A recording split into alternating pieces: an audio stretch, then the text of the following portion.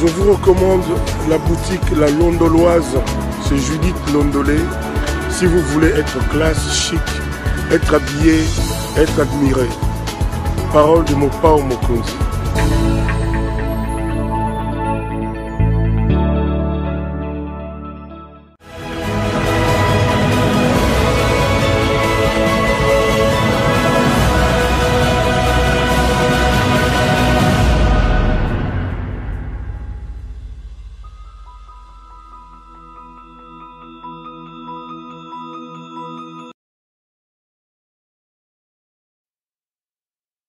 Nous sommes le samedi 19 août 2023. Madame, Messieurs, bonsoir et bienvenue à ce nouveau numéro de l'émission Décrit Info, ce magazine d'analyse d'actualité politique, sociale, économique et même juridique qu'on a lancé ici chez nous à CPL Télévision. Des questions très importantes qui retiennent l'actualité dans plusieurs domaines sont mises sur la table. Nous venons les décortiquer en leur donnant un sens ou une forme selon nous. C'est d'ailleurs pour ça que chaque matin, chaque soir, chaque midi, je ne sais pas quand est-ce que vous avez l'occasion de nous regarder, quand on se présente devant vous. Nous avons l'habitude de dire que le Décrit Info, c'est tout simplement le tempo de l'actu selon notre feeling. Ça veut dire notre manière à nous de voir les choses, notre manière à nous de les ressentir et surtout notre manière à nous de les exprimer. Je m'appelle Claude Peroulouara, simple journaliste, amoureux de la République démocratique du Congo et surtout malheureux de voir ce pays se trouver dans la situation dans laquelle il se trouve, alors qu'il a les potentiels pour s'en sortir, il a le potentiel pour nourrir l'Afrique, il a le potentiel pour donner de l'eau potable, pour donner énormément et à l'Afrique et au monde, alors que le Congo est aujourd'hui incapable, je vais dire vraiment incapable, de pouvoir nourrir sa propre population. C'est tellement compliqué, c'est tellement inexplicable, cette inadéquation entre le potentiellement riche de mon pays et le physiquement pauvre et la réalité donc qui est donc que nous sommes un pays pauvre, et ça me fait énormément mal. Il vous souviendra, à cette époque-là, j'étais encore un jeune étudiant, hein, je me rappellerai toujours. Je me rappellerai toujours. J'étais dans un atelier à l'université où j'étudiais, à l'IFASIC, donc à l'ISTI. À l'époque, le Congo avait atteint le point d'achèvement de l'initiative PPTE, rappelez-vous. Je crois que c'était en 2012, hein. 2012, je crois, 2012, je ne me rappelle plus, mais le Congo venait donc d'atteindre le point d'achèvement de l'initiative PPTE, et j'ai vu l'engouement qu'il y avait autour de ça. Non, c'était pas en 2012, c'était un peu plus avant quand même, 2012, c'est Matata qui est déjà Premier ministre, et le PPTE, nous avons réussi à atteindre le PPTE, je pense que c'était à l'époque de Muzito. Voilà. Donc, alors moi je suis étudiant. Non, c'était avant, c'était loin, bien avant. Parce que moi, j'ai quitté l'université en 2007. Non, vous me dites quand même, hein. J'ai décroché mon diplôme de licence entre 2007 et 2018. Alors, j'étais à l'université. Et j'ai vu l'engouement, la joie qu'il y avait dans le pays quand on a réussi à atteindre l'initiative PPTE. Alors, on avait un professeur qui, lui, est venu dans le cadre des ateliers, des formations des journalistes, avec sa joie, tout ça. Et il parlait de la performance du pays. C'est vrai que quand vous regardez les choses, c'est une grande performance parce qu'il ne faut pas arriver à négliger les performances. Pour atteindre l'initiative PPTE, le Congo devait montrer un certain nombre de changements, des réformes structurelles de son économie, de la bonne gouvernance et des tralala devaient être mises en place pour montrer effectivement à ces bailleurs des fonds à qui le Congo devait énormément d'argent que les efforts ont été fournis. Et en plus, le Congo devait payer par mois 50 millions de dollars américains pour éponger sa dette extérieure. Et j'ai vu justement l'engouement qu'il y avait autour de cette question-là. Et le professeur disait, voilà, moi quand j'ai pris la parole, ça je n'oublierai jamais, je lui ai dit que pour moi, ce n'est pas une question de joie, mais c'est une honte que le Congo puisse se satisfaire du fait qu'il est aujourd'hui coté parmi les pays pauvres et très endettés. Je ne pouvais pas comprendre qu'avec tous les potentiels qui sont, les nôtres, toutes les capacités que nous avons, que nous puissions nous satisfaire du fait que nous avons été élus pays pauvres, non seulement pauvres, mais très endettés. Et comme il était un peu proche du pouvoir à l'époque, je me rappellerai toujours, il m'a chassé de sa classe et il m'a dit que j'étais un rabat-joie. Il m'a dit que j'étais une sorte de rabat-joie. Et je suis sorti. Après, on a Je l'ai vu après dans la cour pour lui dire, mais attendez, on doit discuter, monsieur le professeur. Non, non, non, tu es rabat-joie, tout ça. Et puis on en a parlé. Parce que pour moi, c'était pas un honneur. C'est vrai qu'en termes de performance, vu les efforts que la République avait fournis, c'était énorme. On pouvait vanter ça. Mais quand on rentre maintenant dans les valeurs intrinsèques et qu'on décide vraiment de scruter la situation, d'entrer un peu plus en profondeur, en laissant la surface et les réactions épidermiques, les réactions des façades, on ne peut quand même pas se satisfaire avec tout ce que nous avons, que nous soyons élus pays pauvres, non seulement que nous sommes pauvres, mais nous sommes aussi très endettés. Et j'ai vu les intellectuels de mon pays en train de se satisfaire. Bon, voilà. C'est comme ça, ce n'était qu'un point de vue. Et aujourd'hui, avec l'âge, avec les temps, avec l'expérience que j'ai, je suis encore un peu plus malheureux quand on regarde la situation de ce pays-là, quand on regarde les difficultés qui sont les nôtres, on s'est dit, mais nous ne pouvons nullement, alors nullement, nous retrouver dans ces genres de situations si on était sérieux, si on était rigoureux nous-mêmes. Le problème du Congo, c'est d'abord un problème congolo-congolais. C'est notre problème à nous. C'est vrai qu'il y a d'autres causes exogènes. Évidemment, les causes exogènes qui amènent le malheur au Congo peuvent être expliquées à cause de l'impitoyabilité de la scène internationale. La scène internationale est une scène très, très impitoyable. Il n'y a pas d'amis au niveau international, il n'y a pas d'amis entre les États, il n'y a que des intérêts. Et je n'arrête jamais de vous répéter, chers frères, si pour le voisin, la paix et la quiétude du Congo va les mettre en insécurité, le voisin va vous insécuriser. Vous n'avez pas à vous plaindre. La scène internationale est une scène très impitoyable et les relations internationales sont faites comme ça. La Russie a compris que si l'Ukraine adhérait à l'OTAN, il mettrait en danger sa propre sécurité. Pourquoi? Parce qu'il aura les canaux des États-Unis d'Amérique dans sa frontière. Et puisque les Ukrainiens se sont entêtés à vouloir aller à l'Union, plutôt à adhérer à l'OTAN, la Russie fait la guerre aujourd'hui à l'Ukraine.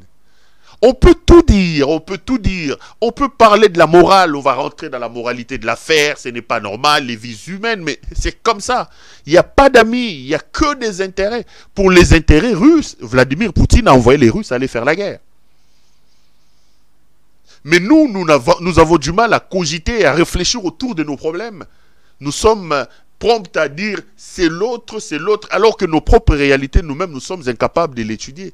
Si nous étions sérieux, nous-mêmes, si nous étions vraiment sérieux, le Congo ne serait pas là où il est aujourd'hui. Nous avons la possibilité, nous en avons eu, beaucoup d'ailleurs, de pouvoir mettre ce pays sur orbite du développement. C'est parce que nous avons décidé de privilégier les intérêts égoïstes et les intérêts personnels à la place des intérêts collectifs. Et il n'y a personne qui est capable de faire un don de soi. Tout le monde veut être là pour récupérer, pour gagner. Et le pays se retrouve dans la situation où il se trouve aujourd'hui. Mais je vous parle des initiatives PPTE. Vous pouvez vous imaginer toutes les personnes qui étaient en train de crier là, ici, oh non, et cadre macroéconomique, et ceci, mettons à stabiliser les choses. Vous savez qu'aujourd'hui, quand Félix prend le pouvoir, Kabila avait réussi à nous faire annuler la dette extérieure. Mais aujourd'hui, en 3-4 ans, nous avons repris des dettes de milliards de dollars américains. Je parle de milliards de dollars américains. J'aurais bien voulu que les pays puissent s'endetter parce que tous les pays du monde s'endettent. Les États-Unis ont une dette extérieure, la France, tout ça, tralala. Mais vous vous endettez pourquoi? Pouvons-nous aujourd'hui faire le bilan de toutes les dettes que M. Helmut Ngeleka, alias Félix Tshisekedi, nous a plongé en 4 ans de mandat? Qu'est-ce que ça a rapporté à la République? Dites-moi, rien du tout. Rien du tout. Et ça, ce n'est pas les voisins qui nous demandent de faire ça. Ça, c'est notre propre responsabilité. C'est notre propre responsabilité. Quand vous pouvez aller comme ça, dans les réserves d'échange de votre propre pays, sortir plus de 500 millions de dollars américains, les dilapider comme des petites cacahuètes, comme ils ont fait avec l'affaire 100 jours, ça, c'est notre responsabilité à nous. C'est notre responsabilité à nous. 500 millions de dollars américains, si on s'était concentré sur rien que sur une seule affaire, On pouvait déjà avoir peut-être le port en eau profonde des Bananas, très avancé d'ailleurs. On pouvait peut-être faire avancer les travaux. On pouvait avoir une belle aérogare à l'aéroport d'Indjili. Quand vous descendez, vous voyez, 500 millions de dollars américains, ça vous fait 500 km des routes. Boulevard plus aéroport d'Indjili, c'est seulement quoi, 20-25 km. Imaginez un peu que vous mettez de l'argent pour moderniser davantage cette route-là, qui est la route qui mène vers l'entrée et la sortie de votre pays. Donc il y avait beaucoup de choses à faire. Il y en avait énormément à faire. Le problème, c'est que nous avons manqué de sérieux. Et puisque ces gens-là qui sont au pouvoir ont en face d'eux un peuple amorphe, qui est dans des débats des musiciens, qui est dans des débats des lotoko et dans des choses qui ne sont pas correctes, ils se croient tout permis. Ils se croient tout permis. Et aujourd'hui, leur seule volonté devient la loi. Ce que Helmut Ngeleka, alias Félix Antoine Tshisekedi, aura décidé, les gens l'appliquent comme si c'était le droit positif congolais, comme si c'était la loi mère en République démocratique du Congo. Ce qui est inacceptable. Ce qui est vraiment inacceptable. C'est comme ça que chaque soir, quand je viens devant vous, je vous dis toujours, je dis, s'il nous reste encore un peu d'amour, nous devons nous organiser pour être exigeants envers ces gens qui arrivent au pouvoir, dont on voit comment ils sont arrivés au pouvoir. Je suivais dernièrement Martin Fayoulou qui disait, quand on lui pose la question sur le moyen, il a dit quelque chose qui m'a interpellé. Il dit, lorsque Félix Tshisekedi est arrivé au pouvoir en 2019, il n'avait pas les 1/10 de tous les biens que moi j'ai. Le débat, ce n'est pas un débat des biens, je ne suis pas dans ça, mais ça illustre au maximum la profondeur, une sorte de gangrène, le mal qui ronge aujourd'hui la République démocratique du Congo, le mal. Parce que quand vous prenez la vie de Félix Tshisekedi en 2018 et 2017, il vous souviendra qu'il venait à la conférence de la Cinco, là, 2016-2017, avec une vieille Jeep qui fumait du noir. Mais 4 ans plus tard, cet homme est aujourd'hui milliardaire à la tête d'une fortune extraordinaire. Cet homme se permet d'acheter des avions de 70 millions de dollars américains de sa poche. Ses frères, ses parents, sa belle famille s'offrent les luxes de prendre. C'est terrible, mes chers frères. Et tout ça, à un moment donné, nous pouvons nous égosiller ici, nous pouvons parler comme nous voulons. La responsabilité première est d'abord la responsabilité de ces peuples. Aussi longtemps que nous serons là, à ne pas être exigeants, aussi longtemps que nous allons montrer notre incapacité à imposer les choses à ceux qui sont là pour nous, soi-disant, à ceux qui disent qu'ils sont là comme dirigeants, nous n'aurons que nos yeux pour pleurer. Nous n'aurons que nos yeux pour pleurer. Le Congo est malade, le Congo a besoin de tous ses dignes fils. Le Congo a surtout besoin de sa population. J'étais en train de discuter ce matin avec quelqu'un que je connais bien. Elle se souviendra, c'est une maman. Elle m'a dit, Perrault, ça fait quelques mois que je n'étais pas à Kinshasa, presque un an, ou je ne sais pas moi, 6 ou 1 an, elle me parlait de quelques mois, environ 1 année, que j'étais en soins à l'extérieur du pays. Quand je suis rentré au Congo, alors que moi, j'ai vu tout le temps à Kinshasa, je me suis dit, mais ça, c'est quoi? Depuis que je suis revenu, je n'arrive pas à respirer. Et c'est le même constat que vous allez faire, vous tous qui êtes à l'extérieur. Vous allez vous demander, mais nous sommes dans une jungle ou nous sommes dans un pays? À chaque fois que vous atterrissez à l'aéroport d'Indjili, quand vous venez de l'extérieur, vous avez l'impression que c'est le jour et la nuit. C'est le jour et la nuit. Sortez de l'aéroport d'Indjili, arrivez vers Pascal, arrivez vers Bitabe, vous vous dites, mais on est en plein parc national des Kruger en Afrique du Sud, on est au parc des Gorogoro, c'est inacceptable. Les gens ne peuvent pas vivre comme ça. Chaque matin, chaque jour, notre situation se dégrade, se détériore. Les routes deviennent de plus en plus cabossées. Les mentalités sont de plus en plus tordues. Là où les autres avancent, nous non seulement nous stagnons pas, mais nous reculons. Prenez un avion si vous êtes à l'extérieur du pays. Tu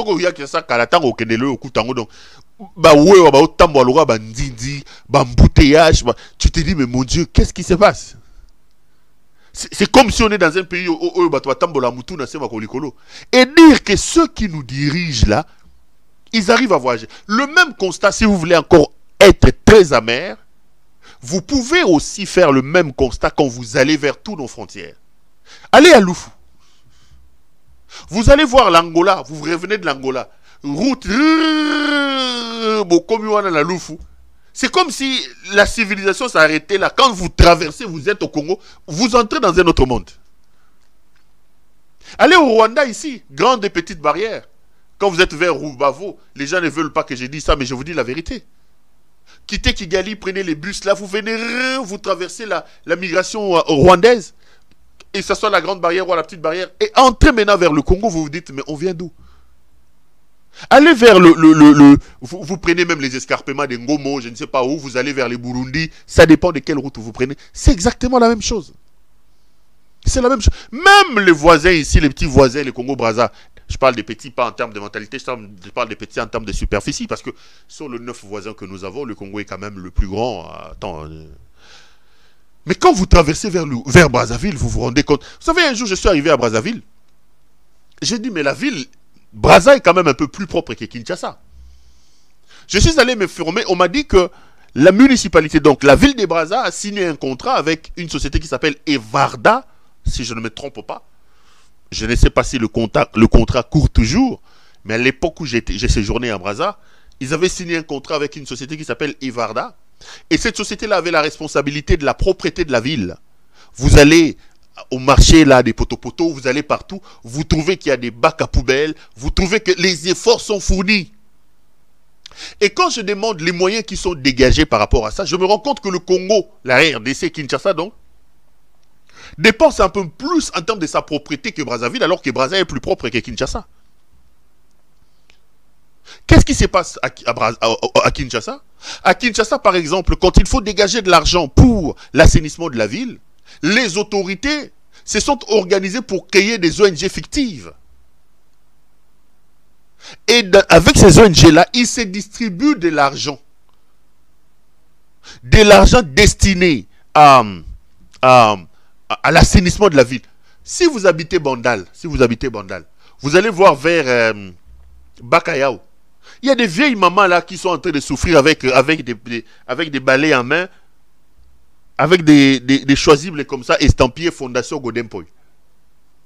Et pour ça, Godempoy, quand il était encore en odeur de cet été avec Ngobila, il avait créé une ONG qui prenait l'argent de l'assainissement, alors que lui n'est pas professionnel dans ces domaines-là. Il prend des centaines, si c'est de combien de milliers de dollars, il vient donner des miettes à ces mamans-là, le reste il met dans ses poches, il achète ses vestes rouges, vert, blanc, et ce sont ces mamans-là qui, soi-disant, balayent à la main les routes de Kinshasa. Comment vous voulez que nous puissions nous en sortir? On ne peut pas s'en sortir parce que nous ne sommes pas sérieux, et aussi et surtout parce que ils sont à la tête d'un pays où le peuple, voilà, le peuple est ailleurs que là où il devait être. Réveillons-nous un peu, chers compatriotes. Réveillons-nous un peu, voyons si on peut changer les choses, voyons si on peut imposer les choses, ça sera une très très bonne chose. Nous sommes samedi aujourd'hui, je voulais vous souhaiter à vous tous un très très bon week-end, vraiment un bon week-end à vous tous, et vous répétez ce que j'ai l'habitude de dire, c'est le week-end, vous avez le droit de décompresser, vous avez le droit à des pouvoirs aller dans les bruits, comme j'ai toujours l'habitude de dire. Mais je vous ai toujours invité à faire des bruits, mais de manière responsable. Pour moi, les bruits responsables, Mr. Jason, is everything okay there? Pour moi, everything is okay? Pour moi, les bruits responsables, c'est le fait que vous alliez dans les bruits qui ne mettent pas vos vies en danger et qui ne mettent pas la vie des autres en danger. C'est-à-dire, si vous allez aller boire, ne prenez pas le volant, contrôlez-vous, ayez des gens qui, eux, sont sobres et qui, eux, peuvent vous permettre de rentrer calmement chez vous à la maison. Donc, bon week-end à vous tous. Bon week-end à vous tous, en tout cas. Bon week-end, madame. Allez, 2-3 petites choses avant de commencer cette émission. La première, c'est de vous demander de vous abonner, vous tous.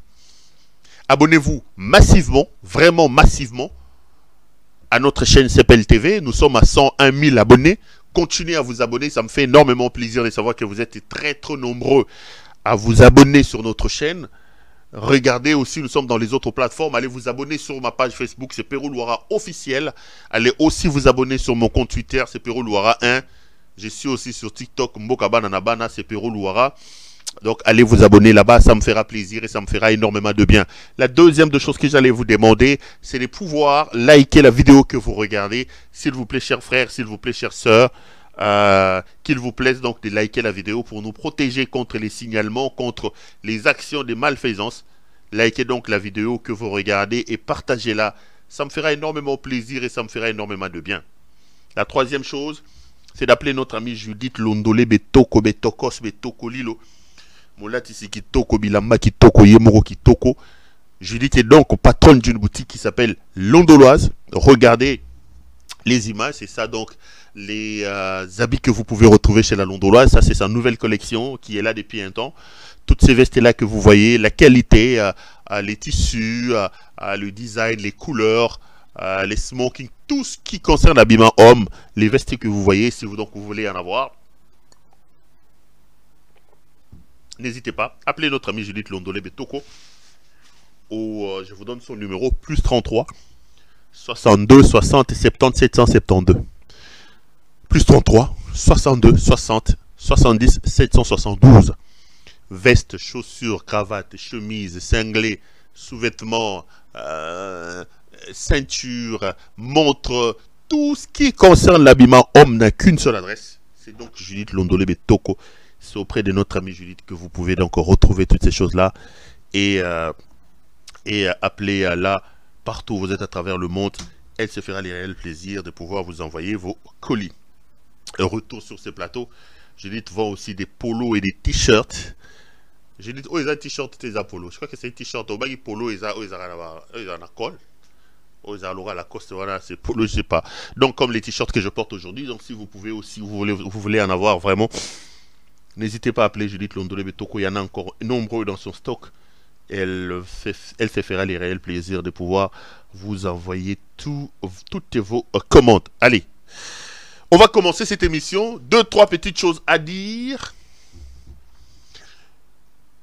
Et après, j'ouvrirai les téléphones comme on a l'habitude de les faire pour que nous puissions poursuivre les débats en dehors de ce plateau. Donc, les débats peuvent être poursuivis en dehors de l'émission. Après l'émission, ceux qui m'appellent savent que je suis très très ouvert, que je prends les appels, on discute. Parfois, on est mis sur la même longueur d'onde. Parfois, nous ne sommes pas d'accord. Mais c'est aussi ça la beauté de la démocratie. Vous êtes nombreux à me dire, tu avais dit ça, moi je pense que tu avais tort. Moi aussi j'ai dit non, je l'avais dit ça, pourquoi? Donc ça fait toujours plaisir. Le dialogue, le débat, c'est des choses qui doivent être naturelles dans une démocratie. C'est vraiment pas des choses sur lesquelles on doit s'accrocher. Donc si l'émission se termine, si vous voulez qu'on discute, vous pouvez m'appeler. Je vais parler de ces choses, je vais donner mon point de vue. Je les rappelle ici, Décrit Info est un magazine d'opinion, est un magazine de points de vue. Il n'y a pas à se rentrer dedans, il n'y a pas à se battre pour ça. Je voulais vous montrer une image qui va vraiment vous démontrer effectivement que le MPR Parti État est de retour. J'ai toujours eu des débats, bien avant, à l'époque où je croyais même en Félix Tshisekedi. Il m'arrivait de me retrouver dans des plateaux de télévision avec des gens comme Nico Fall, qui lui disait, même quand je l'ai rencontré à l'université, parce qu'il faisait aussi les droits dans la même université que moi, il n'arrêtait pas de me dire que les Félix ici sont des enfants de Mobutu. Les Félix sont des Mobutistes dans le sang. À l'époque, on ne croyait pas. Mais aujourd'hui, la dictature, la gabégie, le désordre qu'Helmut Ngeleka et son entourage installent au sommet du pays sont des éléments qui démontrent effectivement que Tshisekedi Félix est un Mobutiste, c'est un fils des Mobutistes.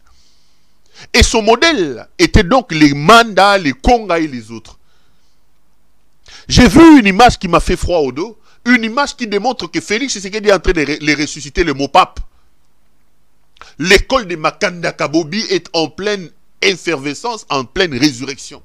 Le culte de la personnalité. L'empereur Tshisekedi veut s'installer sur le trône. Il reçoit des louanges comme le grand Mobutu, le roi du Zaïre, les léopards. Donc l'école de Makanda Kabobi est en pleine résurrection au Congo. Regardez cette image. Je reviendrai après pour dire 2-3 mots. Suivons d'abord cette image.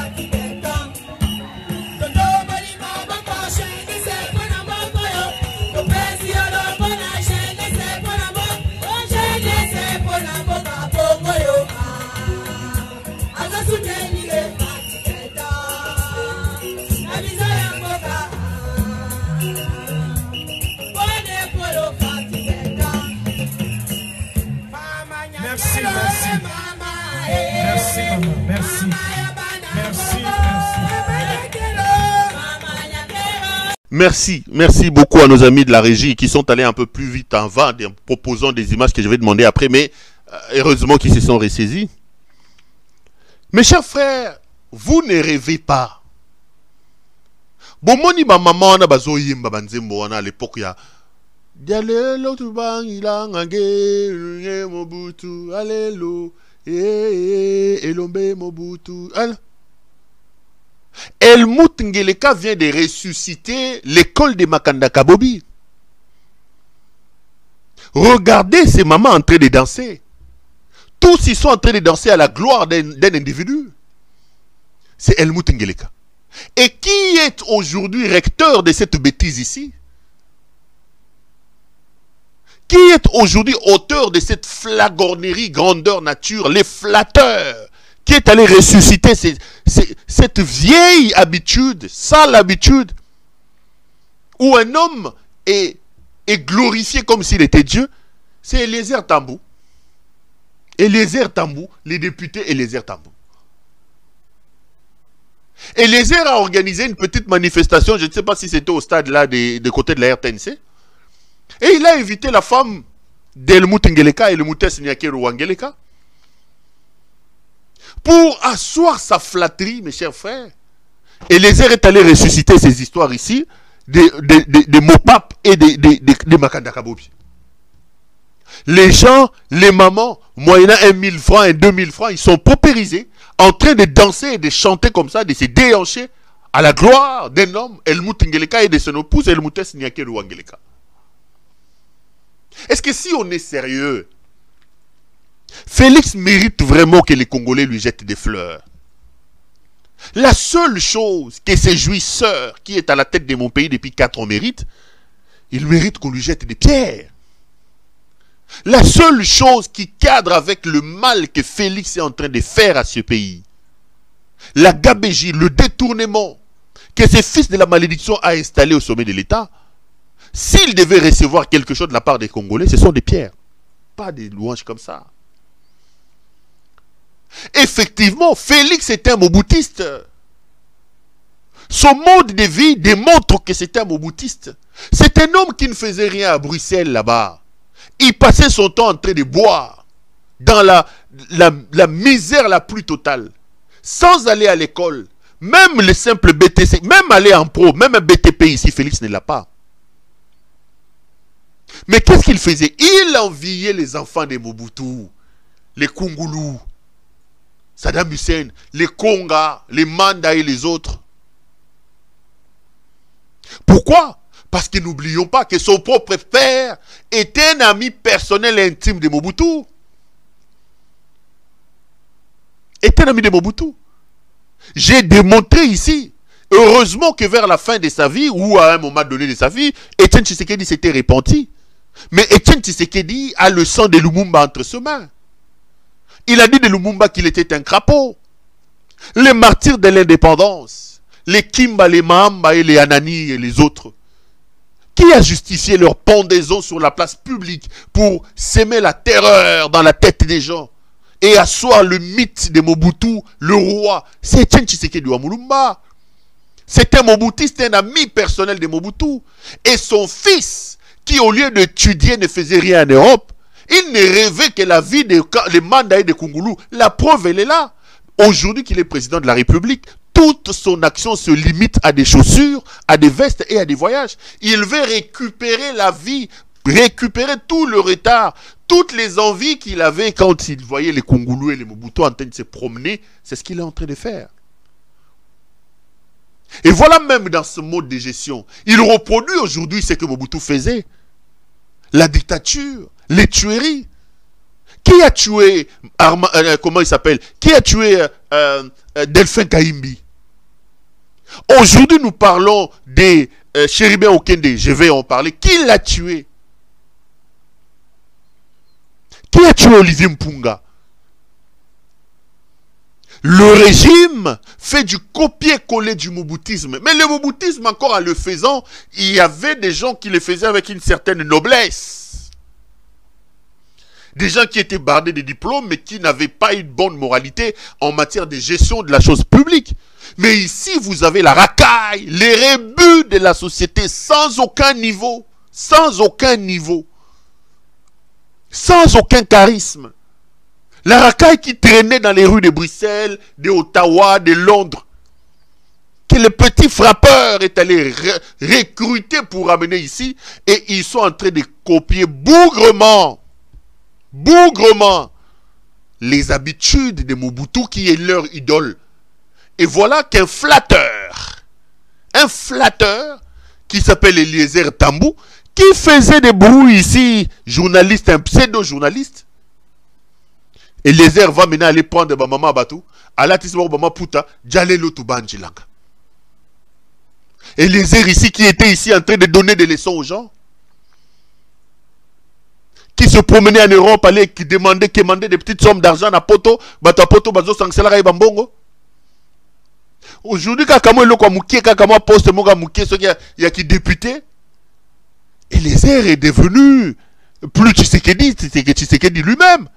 Eliezer participe à la résurrection de l'école de Makanda Kabobi. Eliezer est devenu aujourd'hui le chantre de la Mopap. Béton. Regardez comment il est en train d'humilier ses mamans. Et sur la tribune, il est assis avec la femme de Lumutungeleka et le Mutes Nyakeru Angeleka. Ils sont en train de faire ce spectacle-là. Quand vous croyez avoir touché la gloire, quand vous pensez avoir, vous pensez avoir atteint le firmament, où vous avez l'impression que vos pieds ne se posent plus sur le sol, ça veut dire que la fin est là, mes chers frères. Ça veut dire que la fin est là. J'entends parler les Tshisekidistes, les talibans comme on les appelle. Mandat, deuxième mandat. J'ai dit bonne chance à vous. Bonne chance. Allez chercher ce deuxième mandat-là. Bonne chance. Mes chers compatriotes, si cet homme réussissait à avoir un deuxième mandat, ce pays va disparaître. Ce pays va disparaître. Félix, encore 5 ans au pouvoir. Tozalia. Voilà les Mobutistes. L'époque à Mopap. Les gens qui répétaient pour chanter à la gloire de Mobutu. Aujourd'hui, le corbeau et le renard. Mettre corbeau sur un arbre, afin de l'écolo. Tenant à son bec un fromage. L'odeur alléchante, renard à Sengi. Oh, que vous êtes. Voilà. Eliezer Tambou. Eliezer Tambou. Yewana. Azalaki mwana mukoyo yupango, mwana mukoyo yupango, mwana mukoyo yupango, mwana mukoyo yupango. Azu moi manda ya mawa. Alaki ko sekuisa Mobutu pour faire plaisir à Helmut Ngeleka qui est en train de détruire le pays. Félix est un vrai dictateur. Il est en train d'installer la dictature au sommet de votre pays, mes chers frères. Les morts aujourd'hui se comptent par dizaines. Les arrestations arbitraires se comptent par dizaines. Des centaines de gens croupissent. Des gens croupissent en prison sans aucun procès. Il a menti, il a promis que quand il prendra le pouvoir, les premières décisions qu'il prendra, c'est entre autres fermer les prisons et tralala.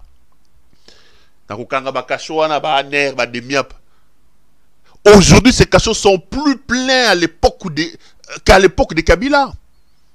Et je vous ai dit, l'ANR de Kabila a arrêté les gens, mais l'ANR de Félix se tue. Mbelou Biocha qui est parti là, a tué les gens à l'ANR. Mbelou Biocha. Les types ici, Ange Matondo, que Mbelou avait recruté pour témoigner faussement contre François Beya. Mbelou l'a tué à l'ANR. William Ngoya a été tué à l'ANR de Mbelou. Mbelou tue les gens à l'ANR là-bas. Moi, non, Hugo Moutebo Wakenda qui a enlevé na Zambie. Il vous a montré ces vidéos na ANR. Asali Bouyumwana wana. C'est quoi son péché ou non? Tu es ami aux enfants de John Numbi. Tu dois savoir où se trouve John Numbi. Comme si être ami aux enfants de John Numbi était un péché. Et ce garçon, ça fait plus de 2 ans. Bah, Bétier na aner Igor Moutebla, bah, longole na aner, bah, outo boake na prison centrale à Makala. Mais hier, j'ai appris qu'ils ont libéré maintenant le général Moulongo. Le général Moulongo qu'ils avaient enlevé avec Igor Mouteb, bah, libéré le général Moulongo. Mais Igor, le jeune homme là, est toujours en train de souffrir à l'heure où je vous parle à Makala. Monsieur Ngeleka Elmout. Je parle de ces jeunes hommes, Igor. Moi, Nabato Mouké, Bozoro, Beta Mikolonio Sou.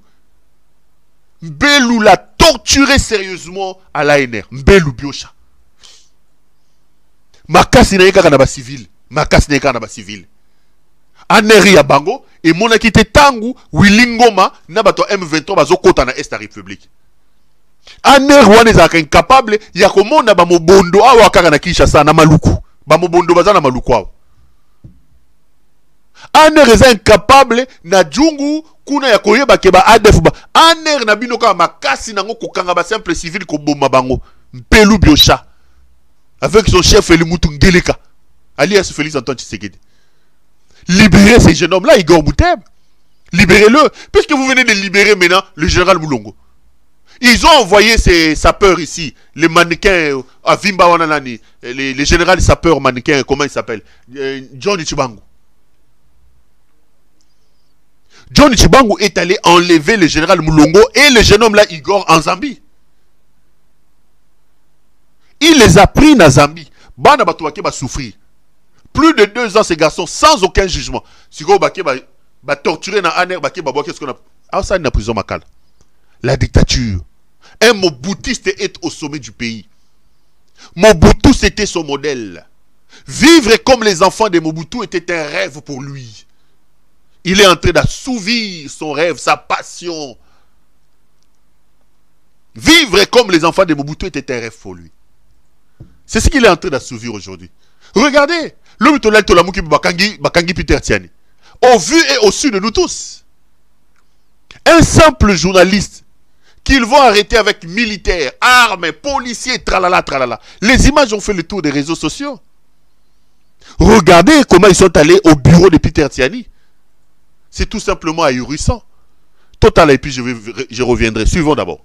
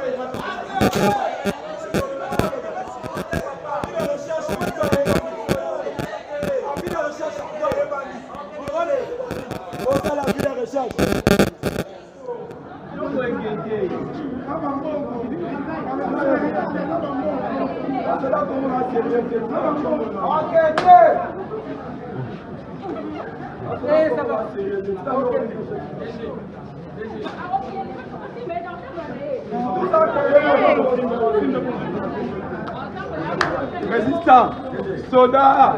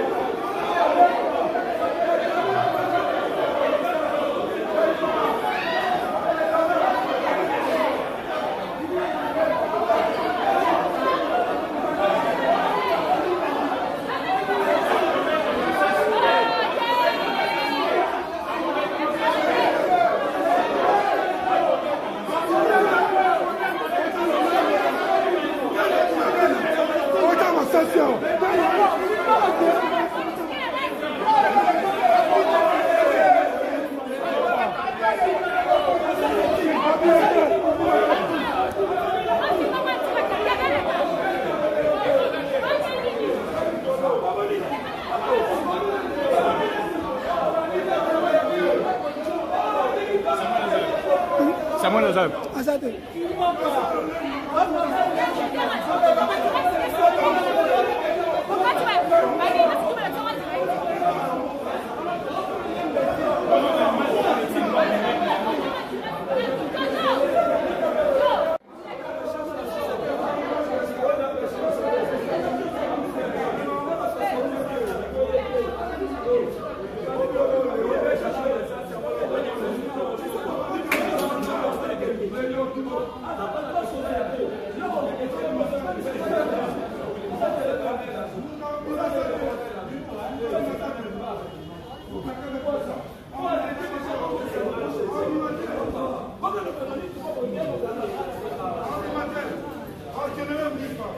Suivre l'arrestation musclée du journaliste Peter Tiani, patron de la télévision Perfect Télévision.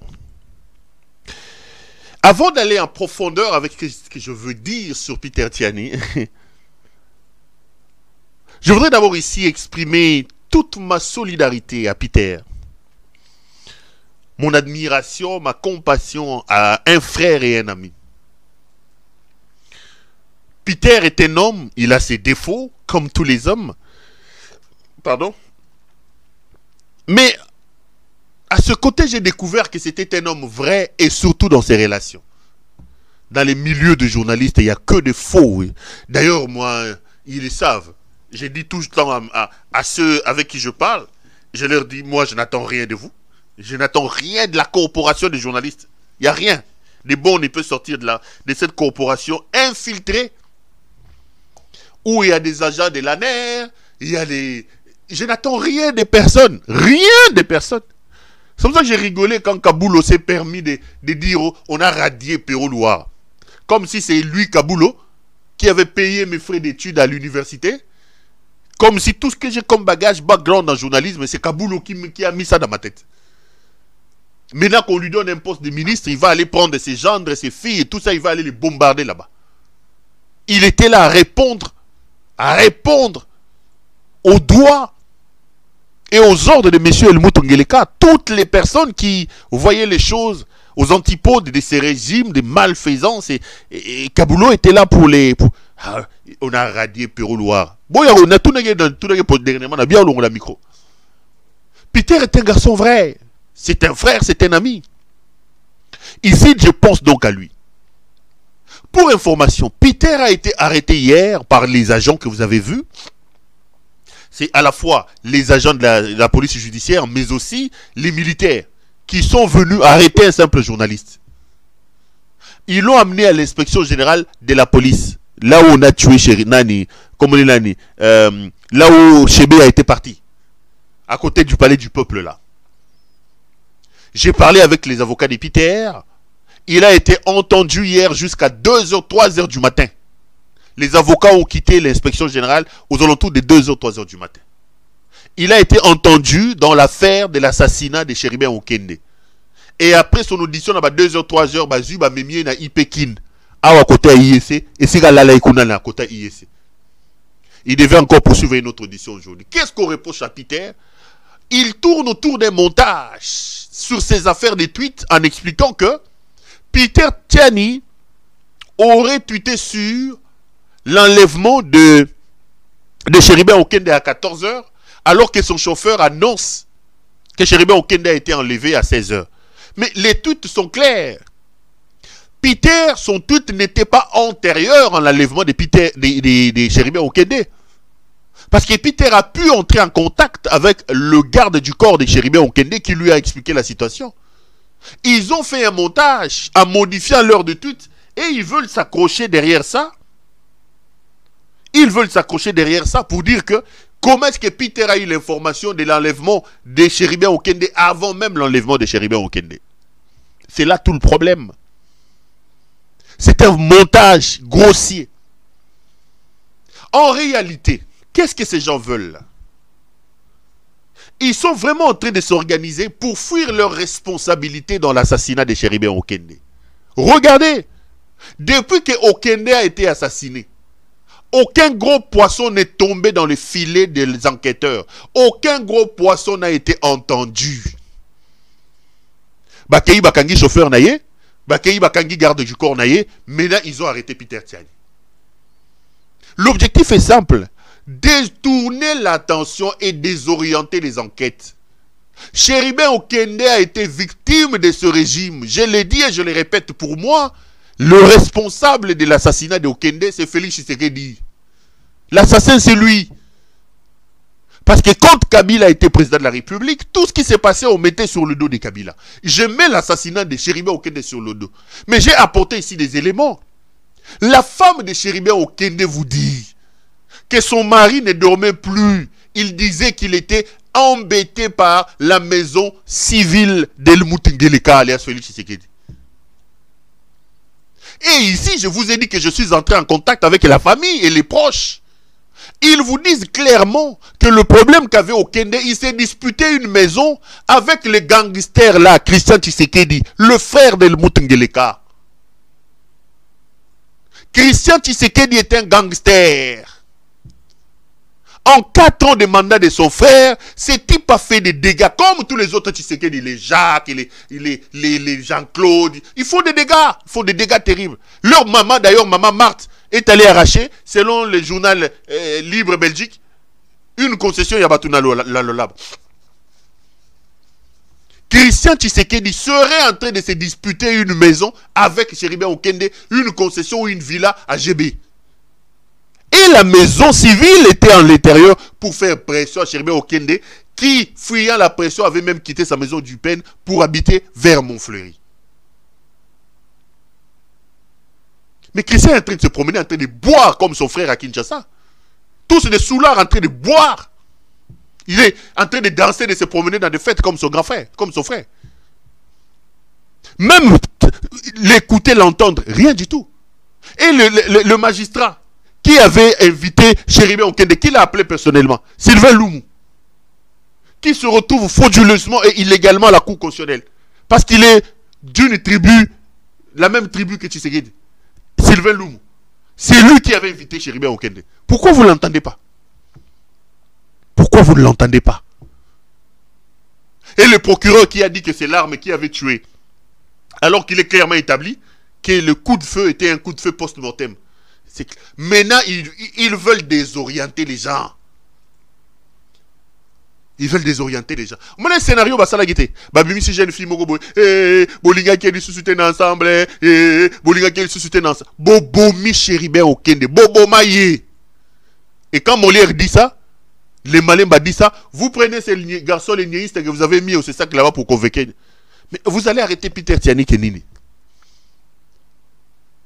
Ils disent aux avocats de Peter Tiani que Peter Tiani a été là comme un renseignant. Est-ce qu'on enlève un renseignant comme on a enlevé Peter Tiani? Et aujourd'hui, Japon, on lui attribue maintenant le statut de témoin récalcitrant. On l'a invité, il n'a pas voulu répondre. Vous l'avez invité une seule fois, à 10 h, vous avez déposé l'invitation à 10 h. Ces avocats sont arrivés sur les lieux jusqu'à 16 h. La personne qui l'avait invité n'était même pas dans son bureau. Bakangiye, Ndeto Baboya Naï Pekin. Peter, reste debout, mon cher frère. Ça, ce sont les soubresauts Yamutu. Bakati Singangele Kazoko Kende. Je voudrais ici rappeler à Elimut Ngeleka. Manœuvre n'a pas bêtise nyo sozoko sala oyo Ngeleka Elimut. Toutes les bêtises que tu es en train de faire là. Toutes les bêtises que tu es en train de faire. Congo et bandana yoti. Oza mutu aliboso ya kosala yango te, oza mutu pe ya suka kosala yango te. Yo za président o tombé comme un cheveu dans la soupe, poump. Et là, au kanisi penza que, donc, mokili, aussi mi mokili na maboko, quoi. Au komi ko kanga batu, koboma batu. Au komi ko empêcher tata na yo ala la pongi correctement. Tu sais qu'il ne sait plus fermer l'œil dans les bacs Kishi où il se trouve. Dans les séjours de mort, tu sais qu'il Etienne a sur la soupe pongité. L'objectif est simple. Ils ont arrêté Peter pour désorienter l'opinion. L'objectif est de montrer, d'orienter l'opinion, l'enquête de désorienter l'enquête de Chéribé aucun de verre là. Aucun gros poisson n'est tombé. Baboma Chebeya, lobby, colonel Moukalai, Bakanga Bango, Tolali Tolamuki, conseil de sécurité, suspendre John Numbi. Non, Ngeleka avec ces hommes, ça fait maintenant plusieurs jours, un mois et au-delà d'un mois, Chéribé Okende est décédé. Ils ne sont pas là, ils continuent à boire, ils continuent à manger, en train d'aller danser et de se promener dans le mariage comme si de rien n'était. Parce qu'ils savent que Peter est proche de Katumbi, on a arrêté Peter pour faire mal à Katumbi. Mais ils ont arrêté ici Salomon Idi Kalondan. Arrêter Salomon, le procès de Salomon Idi s'est ouvert. Mes chers frères, quand ils ont arrêté Salomon, ils l'ont amené à la demi-app. Ils ont fait une conférence de presse bâclée, dans laquelle ils nous ont dit que Salomon était arrêté. Pourquoi? Salomon était arrêté pour atteinte à la sûreté de l'État, détention illégale d'armes. Ils ont parlé d'un revolver Jericho, et le lendemain, le garde du corps de Matata a dit c'est faux, ces revolvers-là m'appartenaient, c'est mon revolver. Je l'ai perdu le jour où nous sommes allés à la CENI et mes autorités, mes supérieurs ont été immédiatement informés. Mais maintenant qu'ils ont ouvert les procès de M. Salomon Idi Kalonda, qu'est-ce qu'ils font? Ils changent maintenant de prévention. Salomon n'est plus poursuivi pour détention d'armes. Ils disent non, divulgation, faux bruit, divulgation des secrets. Ils changent. Même dans la quête de la nuisance, il faut avoir un peu d'intelligence. Le dossier est vide. Ils arrêtent d'abord quelqu'un, maintenant ils commencent à chercher des préventions pour lui coller à la peau. Quelle honte. Et Félix croit qu'il va s'en sortir comme ça. Il croit vraiment qu'il va s'en sortir comme ça. Kabila qui lui a donné les pouvoirs, pour qu'il vienne au sommet de l'État faire ses bêtises comme il est en train de le faire. Et il pense qu'il va avoir la vie sauve comme ça. Tozaliawa. Papa Ngeleka. Tous ces pays ici-bas. Tous ces pays ici-bas. Peter, sois courageux. Mike Mukebai, mêmement. Surtout, la dictature est en train de traquer, de malmener. Restez courageux. Ngeleka et le mout que vous voyez aujourd'hui, ces jours à la tête de ce pays-là sont comptés. Ceux qui ont les yeux pour voir sont en train de voir que cet homme est en train de partir. Seuls les fanatisés, les détourneurs et les brigands comme dans ces régions de la racaille ici, seuls eux ne comprennent pas que les choses sont en train d'évoluer et que le vent est en train de tourner. Voilà. Je voulais faire un gros plan sur ce qui se passe aujourd'hui à l'heure où je vous parle au ministère de l'Intérieur. Mais avant, permettez-moi d'évacuer 2-3 choses. La première, c'est de continuer à m'étonner que ces types, M. Kazumba que vous voyez ici, puissent continuer à être encore à la tête de l'OGFREM. Je ne comprends pas Helmut Ngeleka. Comment peut-il accepter de déshabiller l'État à ce point? L'État a perdu ses lettres de noblesse. Helmut Ngeleka a fait perdre à la fonction président de la République sa dignité. Depuis que ce frappeur est à la tête du pays, le président de la République a perdu de son aura. Cet homme ne comprend rien. Il ne sait même pas faire respecter ses propres décisions.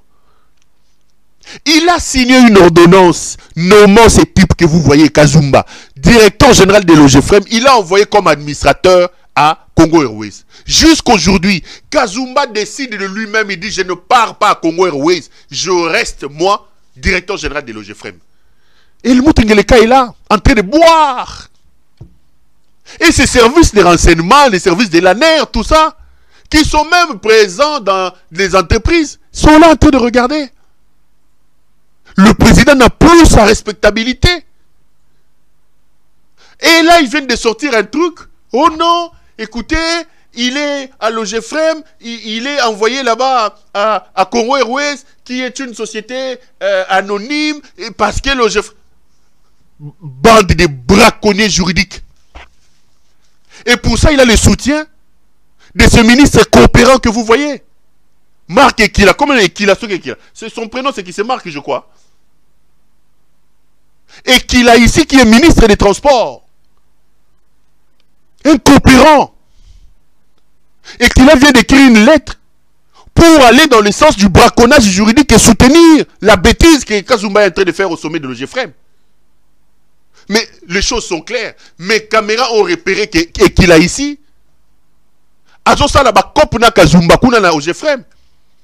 Il a des quotas où Kazumba lui verse 50 000 $ le mois. Et qu'il a venu d'acheter une maison à Lemba, comme Rigini. Avec Bakop Yena Kazumba. Et c'est comme ça qu'il décide, au vu et au su de tout le monde, de faire un braquage, un braconnage juridique, en permettant à un homme qui a été nommé sur ordonnance présidentielle de cumuler 2 mandats. 2 mandats.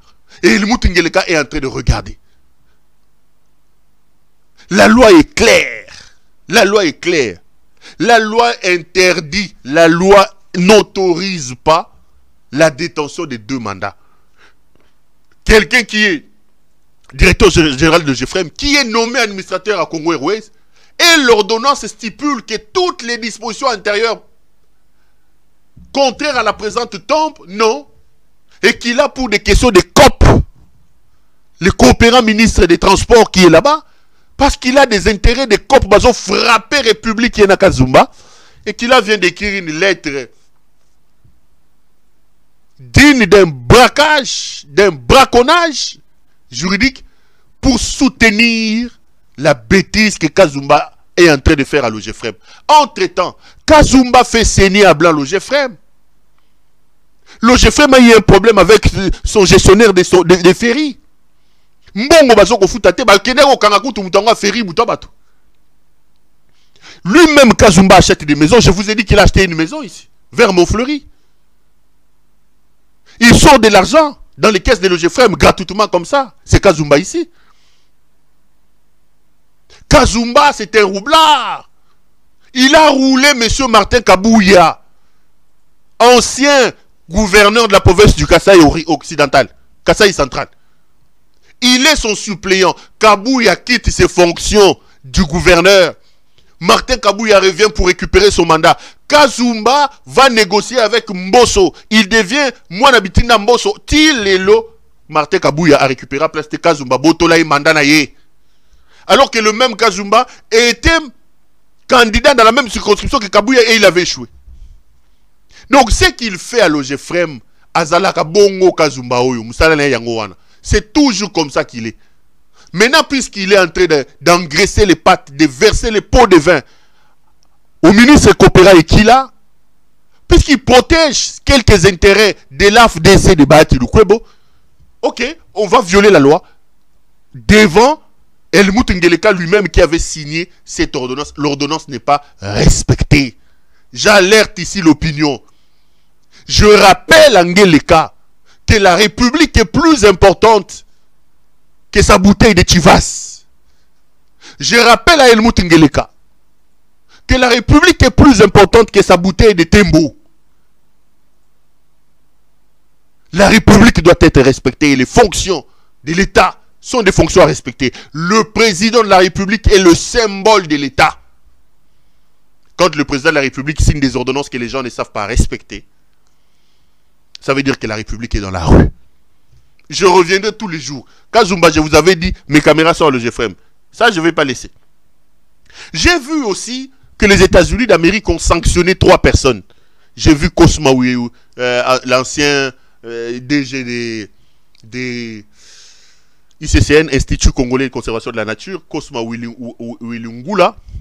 Et j'ai vu qu'ils ont aussi sanctionné le coordonnateur d'une structure qui s'appelle CITES. Structure, il y a un blog à l'environnement, les professeurs Augustin Ngumbi Amouri. J'ai communiqué que le professeur Ngumbi Amouri signe ici. Je voudrais relayer ça. Mais avant, je voudrais trouver un peu suspecter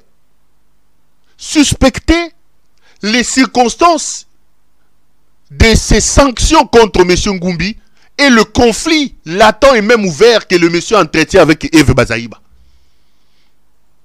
Bazaïba fait aussi des dégâts au ministère de l'Environnement. Bazaïba a signé un arrêté ramenant CITES qui était désormais attaché à l'ICCN vers son ministère parce que c'est des structures où il sait qu'il y avait l'argent. Et il savait que cet Augustin Ngumbi Amouri était contre tout ça. Bazaïba ne respecte pas la loi foncière, plutôt la loi forestière.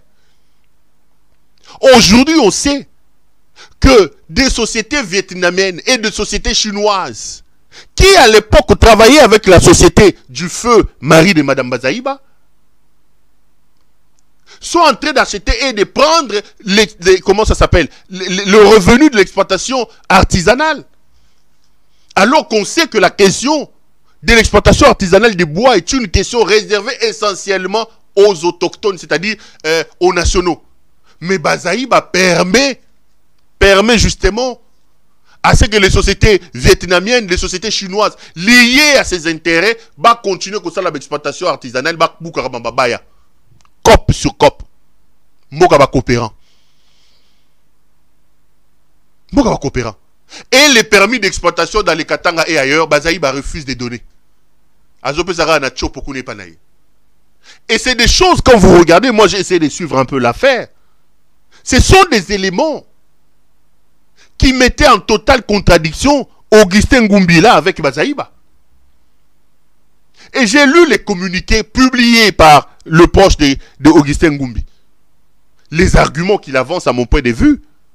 On dit qu'on a sanctionné Ngumbi pour vente des chimpanzés, vente des gorilles, vente de ceci.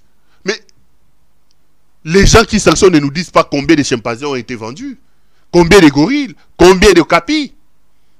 Et les communiqués de Augustin Ngumbi que je relaie ici démontrent que ils n'ont pas été entendus. On ne peut nullement sanctionner les gens sans les avoir entendus. Ça, c'est une violation grave du droit de la défense. Notons que toute personne accusée est réputée innocente jusqu'à ce qu'on établisse sa culpabilité.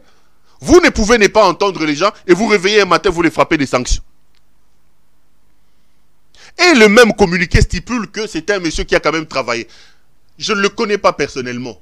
Mais de ce que je sais est que le monsieur était en totale contradiction, en conflit avec Bazaïba, Eve Bazaïba. Des intérêts ne coïncidaient pas. Et quand je sais que son nom se retrouvait sur cette liste-là après les dénonciations d'une ONG congolaise, je sais comment les ONG au Congo sont manipulées. Où est aujourd'hui Akash de Kapiamba? Où est Akash de Kapiamba? Kapiamba, c'est un Kassaïen. Son frère est là, il fait des dégâts plus qu'à l'époque de Kabila. Kapiamba, c'était. Bouloga Kapiamba, il dénonce. On a arrêté Peter Tsali, vous avez vu un communiqué de Kapiamba. Ces mêmes ONG là sont manipulés. Où est les ONG, les Kapiamba, les Tchombe là,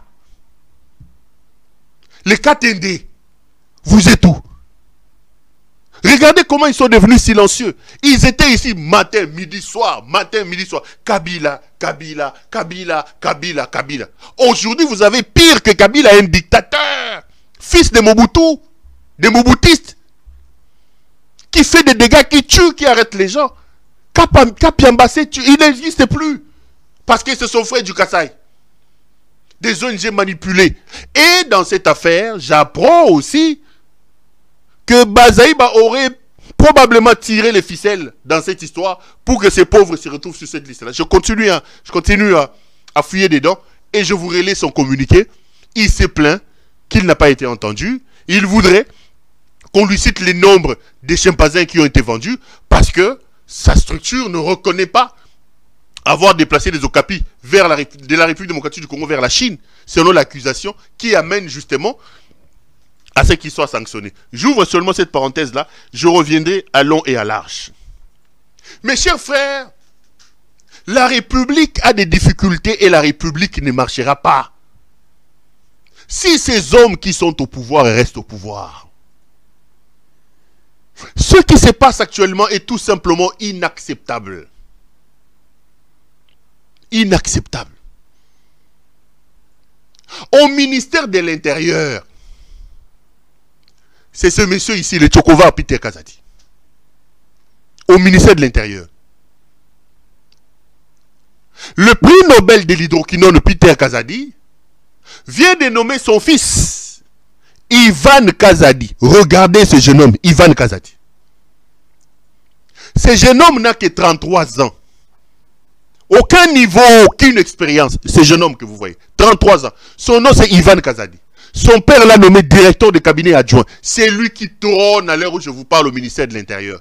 À côté, il y a sa maman. La femme de Peter Kazadi est toujours au ministère.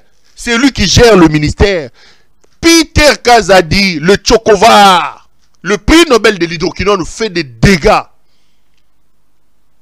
Ce jeune homme que vous voyez là est directeur de cabinet adjoint de son père, Ivan Kazadi. Il a 33 ans. Au cabinet, on l'appelle Afimiko. Mwana ya roi. Yewana. Afimiko. Ivan Kazadi. Le fils du ministre Tchokova, prix Nobel de l'hydroquinone Peter Kazadi. Ce jeune homme a paralysé le ministère de l'Intérieur. Nous sommes un pays en guerre. Nous sommes un pays où règne des Koulouna. Nous sommes un pays en pleine insécurité. Vous prenez la sécurité intérieure du pays, vous donnez à cet avocat de pacotille qui s'appelle Peter Kazadi, il va prendre sa femme et son fils de 33 ans, il leur laisse la gestion de la sécurité du pays. Ivan Kazadi, Alfimiko, a paralysé le fonctionnement du ministère de l'Intérieur. Ça fait 4 et 5 mois. Les gens ne sont plus payés au cabinet de Peter Kazadi. Peter n'a signé que arrêter nommer quelques personnes. Le reste, il leur paye l'argent à la main. Il y a Ivan Kazadi. Rappelez-vous, il y avait des frais d'émission qui étaient sortis ici pour aller aux États-Unis. Peter a pris tous les frais d'émission. Il a pris 4-5 personnes dans une commission d'une 50aine de personnes. Bazuba frais d'émission, Ivan Kazadi balié. Et au moment où je vous parle, Ivan Kazadi vient de paralyser toutes les structures du ministère de l'Intérieur. Toutes les structures du ministère de l'Intérieur. Il nomme ses amis. Il est en train de nommer ses amis. Le fils à papa, à Fimiko. Ivan Kazadi à Fimiko. Laissez-moi retrouver, j'en avais parlé d'ailleurs dans un de mes tweets. Prenons par exemple la structure qu'ils appellent MGS. Je crois que c'est le mécanisme gouvernemental de sécurité. Peter Kazadi vient d'imposer un homme qui s'appelle Roger Mundeke. Ivan Kazadi a imposé, a fini comme tu as imposé. Et mes caméras étaient sur place. Roger Mundeke était numéro 3 de cette structure-là. La femme qui gérait la structure était suspendue. Au Lebazong, ça y est, non. Ivan a imposé Roger Mundeke. Et j'apprends qu'Ivan a négocié avec Roger Mundeke dans la structure qui s'appelle MGC. À Lengue, tu vas voir. Ils ont mis des fictifs, une centaine de fictifs, des gens qui n'existent pas. Bah, salaire Nabango, ils ont une approche, il y a Ivan Kazadi, à Fimiko. Alors, Ivan a tiré au poids, comme le monsieur a assuré une centaine d'effectifs à son nom. Allez voir, vérifiez là-bas. Roger Mundeke, que Ivan a imposé là-bas, dans MGC, à Fimiko. À Fimiko a imposé Yekuna. Nakate Zanini, non? Bazana ba cop, il y a ba fictif. Et il a mis adjoint de ce Roger Mundeke. Son oncle maternel. Son oncle maternel. Comme on a eu Jano Kalala. Son oncle maternel là, afin de na Congo, afin de na Belgique. Boyebi bango batanga bakasa balonga te ba batu bandoko yenga na Belgique wana. Ivan Kazadi, le fils de notre Tchokovar qui est au ministère de l'Intérieur là-bas, vient d'imposer son oncle Jeannot Kalala, adjoint d'une structure chargée de la sécurité de la République. Jeannot Kalala Fandara à Bruxelles, il n'a aucun contact, il connaît rien de la sécurité, parce que c'est l'oncle maternel d'Ivan Kazadi, Afimiko le tout-puissant, Ivan a placé. Ivan bouge les gens même à l'IGTR, à l'inspection générale de la territoriale. Il remplace les gens à gauche et à droite. Aucun conseiller ne peut parler. Aucun conseil du cabinet ne se tient. Aucune réunion. Mon vieux Yamba Yamba qui est là-bas. Naba français, mais Yamba Yamba Lobaka. Yamba Yamba, c'est un papier. Ivan Kazadi, alias Afimiko, moi na yarwa, na maman na ye, moi sa Peter Kazadi, ne bazo diriger cabinet. Entre-temps, Peter Kazadi, le Tchokova, lui, tout ce qu'il fait, c'est arracher les maisons des gens. Moussa na eko boto la banda kwa bato. Je vous ai parlé de la maison de Paul Vunagizi qui l'a Rouvanagizi, Oya Botoli na cité du fleuve. Il est incapable de produire un seul petit document qui démontre que cette maison-là lui appartient. C'est des dégâts qui se font à l'heure où je vous parle au ministère de l'Intérieur. Je suis en train de mettre les caméras là-bas. Je vais maintenant vous montrer des chiffres que ce jeune homme de 33 ans à Fimiko est en train de manipuler là-bas sous le contrôle de le Congo. Bandeko. Je vous dis, hein, tout ça là, tout Bengana Félix Tshisekedi. Pendant que tout ça se fait, la République est en pleine insécurité. Lelo samedi, héros Azomela. Ba fungoli ba champagne, Azomela tembo na yena chivas. Azomela. Ba soirée bunga bunga bandi, ba soulard. Bazomela héros bazomela. Je suis un beau que bangote. Vous prenez un secteur aussi important que la sécurité, vous donnez à des amateurs. Peter Kazadi qui n'a jamais réussi à gagner un seul petit procès à Tayamoutayi Bili Panakouin. Beaucoup de ministre intérieur. Namonaye dernièrement dans la image peut-être prochainement a commis comme ça qui roulage. Ministre intérieur Azo Fungola Bandila ba mitukelek. Azo Fungola Bandila ba mitukelek. Et vous voulez gagner des guerres, vous voulez que la paix et la sécurité règnent dans votre pays. Mes frères, le pays est malade. Le pays a des problèmes. Et ceux qui sont à la tête du pays constituent le problème majeur de ce pays. L'amour de notre pays doit triompher. S'il nous reste encore un peu d'amour pour notre pays, Bandeko, Basi Pemibali, lèvons-nous et chassons ces gens de la tête de notre pays. Sinon, nous n'aurons que nos yeux pour pleurer. Ça a été un grand plaisir pour moi de vous présenter cette émission. Merci de l'avoir suivi et bonsoir chez vous.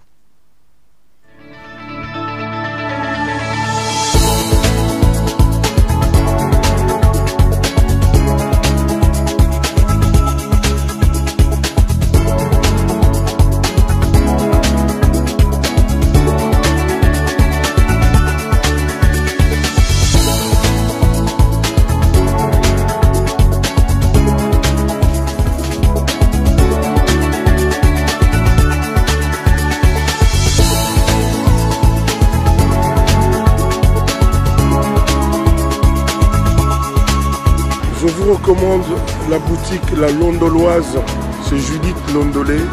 Si vous voulez être classe, chic, être habillé, être admiré. Parole de mon Pao Mokonzi.